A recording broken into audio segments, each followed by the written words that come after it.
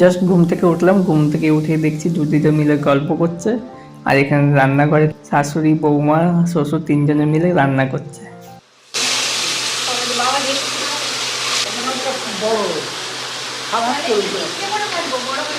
কি রান্না হচ্ছে?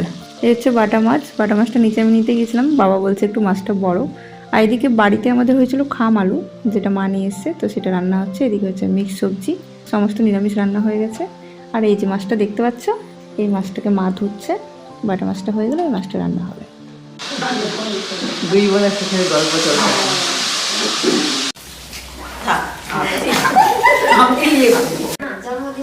কালকে মিষ্টির বার্থডে ছিল, আপনারা তো জানেন।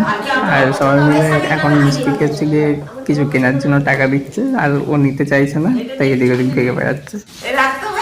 না ওকে না,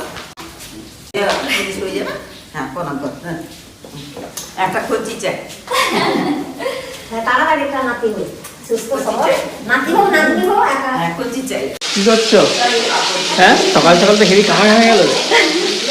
আমি ওখান থেকে ভেগে দৌড়ে চলে এসেছি রান্না করে দিদি আমার দুটো হাত ধরে দিয়েছে, ধরে আমার পকেটে ভরে দিয়েছে। তারপরে আবার আবার টেনে নিতে পেরেছে দিকে নাইটি ধরে, আবার ওই দিতে দিচ্ছে মা দিচ্ছে। হ্যাঁ, তোর পাঠিয়ে তো দিচ্ছি। বাকি খাবো আমি যেদিন বললাম। মাছ ধরে চলছে।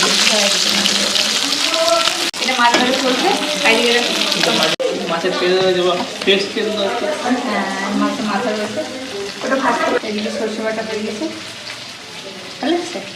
আর ওইদিকে তো নিরামিষ রান্না হয়ে গিয়েছে। মাছের ঝালটা করে দাও, তোমার তো করে দাও। তাই দিদা মাছের ঝাল কার হাতে খাবে, আমার না তোমার নাতি? যে করতে চাই কার হাতে খাবে বলো? না না না, আমি কোনো কাজে দিই ও করতে বলি তাহলে আমি একটা করলাম সরষে বাটা, আমার হাতে খাও, ওর হাতে ঝালটা খাও, ঠিক আছে? হ্যাঁ, ওই জন্য দিয়েছি আজকে রান্না করতে, ভালো রান্না করে সেফ আমাদের। অনেকদিন কিচেনে আছে না, আজকে অনেকদিন করে দিদাদের একটু মাছ রান্না করে খাওয়া। আমি তো বলিনি যে আমি রান্না করে খাবো, সেটা আমার ঘাড়ে জোর করে চাপানো হয়েছে। কেমন করছেন রান্না? হচ্ছে যখন হবে কমপ্লিট পুরো, তারপর দেখো। না না দেখো, দেখবে ওই তরকারি জলের মানে মাছ থেকে তেল বেরিয়েছে, তাই না? মাছের তেলটা ভাজলে যে টেস্টি টেস্টি খাবার। কর্তাবাবু গেল স্নানে, আমায় বললো তরকারিটা দেখে একটু গরম মশলা দিয়ে নামিয়ে দিও। দেখুন তরকারিটা প্রায় হয়েও গেছে, আর কি দুর্দান্ত লাগছে দেখতে। ও কিন্তু এমনিতে রান্না খুব ভালো করে, তবে অনেকদিন পর আজকে রান্না করলো, তবুও আমি অনেক জোর করলাম। তারপরে যাই হোক, এই যে স্নান কমপ্লিট। আজকে যেহেতু ভোরবেলা এসে আমি স্নান করে শুয়ে পড়েছিলাম, তাই পুজোর ডিউটি কর্তাবাবুর পড়েছে। ঘুরিতে পারছে এখন 12টা, রান্নাবান্না প্রায় কমপ্লিট। দিদারা যেহেতু বেরিয়ে যাবে, তাই সবাইকে খেতেও দিয়ে দিয়েছি আমি তাড়াতাড়ি। বুঝবো।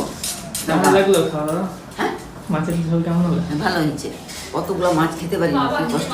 শুধু মাছের ঝোলটা কেমন হয়েছে, আর বাকি রান্না হ্যাঁ হ্যাঁ, বাট আমাদের ঝাল মাছের ভালো ঝোলটা হয়েছে। ও করেছে, ওই জন্য বলছে মাছের ঝোলটা কেমন হয়েছে, ভালো। আর বাকিগুলো আমি করে দিয়েছে। তাহলে জিজ্ঞেস করো। বাটা মাছ? বাটা মাছ খারাপ হয়নি, ভালো হয়েছে। অত বড় খাওয়া যায় না এখন সকাল সকাল, অর্ধেক করে হলেও ঠিক ছিল। অত কিনবে কেন? হ্যাঁ ঠিক আছে। কি কেমন ঘোরা হলো? ভালোই ভালোই। ভালো দেখা আছে। মন মধ্যে হয়েছে, তাই ঠাকুর দর্শনও হয়েছে, পায়ে হাত দিয়ে প্রণামও হয়েছে, সব হয়েছে। আমার কাপড়টা আলতা লেগেছে, কি হয়েছে? আমার কাপড়টা আলতা লাগছে, নাহলে ঠাকুর পুজো টুজো সবই ভালো দেওয়া হয়েছে, পায়ে হাত দিয়ে প্রণাম করা হয়েছে। কি এসে গায়ে পড়ে গেছে আমার। ও কোনো ব্যাপার না, মায়ের আশীর্বাদটা পজিটিভ ভাবো সবসময়, ভালো। অনেক করে থাকতে বললাম, কেউ থাকবে না, মার কাজ বাবার কাজ। ওনারা থাকলে আমরা থাকবো। হ্যাঁ, তো ওই জন্য দিদারও ভাগ্য তুমি যাও। হ্যাঁ যাবো। আর দিদার হাঁটুর তো ব্যথা, তোমরা তো জানো সব। হ্যাঁ। তো এই হাঁটু ব্যথা নিয়ে আমাদের এখানে এসছে, এটাই অনেকদিন থেকে বলছিলাম আসো আসো, ফাইনালি এসছে। যাই হোক, যাক, ভালো থেকো, পায়ের ব্যথা কমুক, আবার আসবে। ভালো থাকো, ঠিক আছে? ব্যথাটা কমুক তোমার পায়ে। বলে বলে মনে হয় না না, কমবে না। ব্যাগ নিয়েছো? হ্যাঁ, সবাই বেরিয়ে গেল, থাকলে তুমি আর দিয়ে আসবে। দিতে যাবো না, আসতে হবে।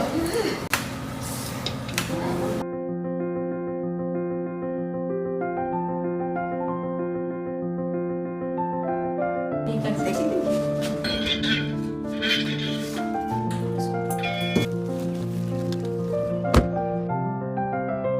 চলো এবার মন্দিরে।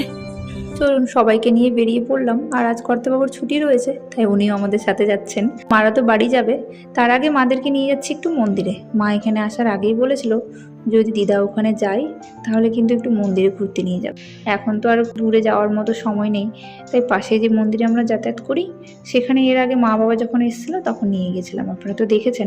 তো এবারে দিদাকে নিয়ে এসেছি। এই যে মন্দিরে পৌঁছে গেছি, বাবা মা দিদা সবাইকে নিয়ে পৌঁছে গেছি।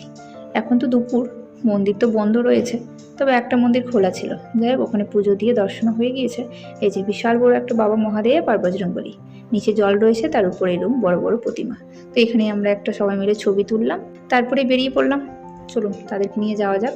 মন্দিরে সবার দর্শন হয়ে গেছে, সময় খুবই কম, 15 মিনিটের মধ্যে দর্শন করে সবাই বেরিয়ে গেলাম। তার মধ্যে আবার কর্তব্য পুজো দিয়ে দিয়েছে। বাসের টাইমও হয়ে গিয়েছে, যে বাসে মারা যাবে ডিরেক্ট এখানে বসে বাড়ির সামনে গিয়ে একদম নামিয়ে দেবে। চলুন। হ্যাঁ যাবো, সাবধানে এসো। দাদা এই যে সেই বাস, যে বাস একদম বাড়ির সামনে নামাবে, সুবিধাও হবে, সিট আগে থেকেই বলা রয়েছে। যাই হোক, উঠে গেছে ওরা বাসে। এখন বাজে 2টো, আর দিদা মা সবাইদেরকে বাসে উঠিয়ে দিলাম এখন। আর এই একজন বসে রয়েছে আমার পাশে। গিয়ে খাবো, খিদে পেয়ে গেছে। অনেকদিন থেকে দিদা বলছিল যে গেলে রাম মন্দিরে আমাকে নিয়ে যাও, মাও বলছিল দিদা এলে এবার রাম মন্দিরে নিয়ে যাবে দিদাকে। তো আর সময়ও নেই, দুপুরবেলা মানে খেয়ে দিয়ে বেরোতে বেরোতে দুপুর তো হয়ে গেছে প্রায়। আর মন্দির তো সেই সময় বন্ধও থাকে, তো ভাবলাম যে বন্ধ থাকবে বাইরে থেকে তো দেখে নিয়ে আসতে পারবো। তো নিয়ে গেলাম, তো দেখছি আবার আজকে বাবার মন্দিরে কীর্তনও হচ্ছে, পুজো হচ্ছে। তো ভাবলাম যে ভালোই হলো, যে একটা মন্দির তো কমসে কম খোলা রয়েছে, বাকিগুলো বন্ধ ছিল। দেখ দর্শন হয়ে গেছে, এবার তারা চলে গেলো টাইম মতো, কিন্তু বাসের লেট। দেখ 5 মিনিট মতো বসলো, তারপরে বাস এসছে, তার বাড়ি গেল। এখন আমরাও যাবো বাড়ি, গিয়ে লাঞ্চ করে ঘুম দেবো। ভোর ভোর এসছি তো খুব ভালো করে ঘুমটাও হয়নি। সকালবেলা এসে একটু স্নান করে শুয়েছিলাম ঠিকই, কিন্তু খুব একটা ভালো ঘুম হয়নি। আজকের লাঞ্চে তো একজনের নিজের হাতে রান্না করেছে। কি করেছে? মাছের ঝাল, মাছের ঝোল না ঝাল কি করেছো, কিন্তু সবার ভীষণ পছন্দ হয়েছে। তো চলুন ব্লগটাকেও তাহলে আজকে এখানে এন্ড করছি। সবাই সুস্থ থাকুন, ভালো থাকুন, দেখা হবে পরে একটা ব্লগে। টাটা।